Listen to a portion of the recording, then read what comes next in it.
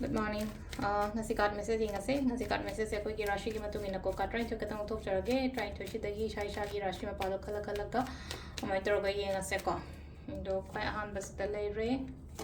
ani ahum mari manga taruk taret nipan mapan tara mathoi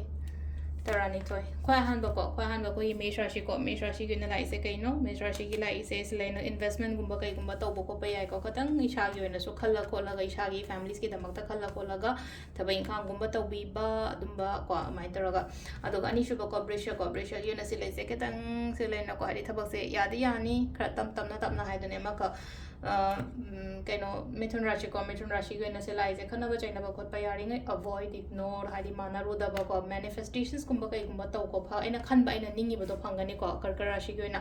Sisina singer is in a Hadisidan, he does Jaman and Hadi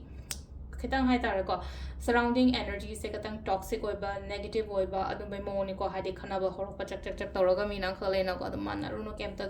Topodum Toko. Wakan gumbagay gumbakatang nungay treko kay no sina train kay nasina tula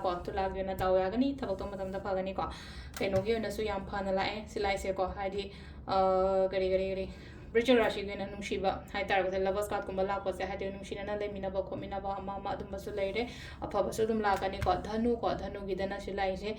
profit hay tar ko tabak tong matam da profit layba lan gumba changba ko pa lan apa gumba ingon da changjarak pa oina oire ko ngasi se ko mating gumbala kani ko sisina koigi kainogi ko kumba makar gina mating se imana b oiro iche oiro ama oiro ko nupi gumba kai gumba nupi na katang health kumba toro ko ko dai to lai ko kumba rashi ko nuai ta ba ko to sum khanjala lai ga no hadi katang wa khan se hadi khra phana khandu ko hadi kanum khanjala kha lai ko dagi last ki min na ko pesang sagi khallaga always taw no ko thabak to matam da hai ai gi thong ne haina su khallaga dum taw bodo dai to ko adu sisina ko gi kaino ko akoi gi rashi gi matungina tarot card reading lai ra ko ma'am thank you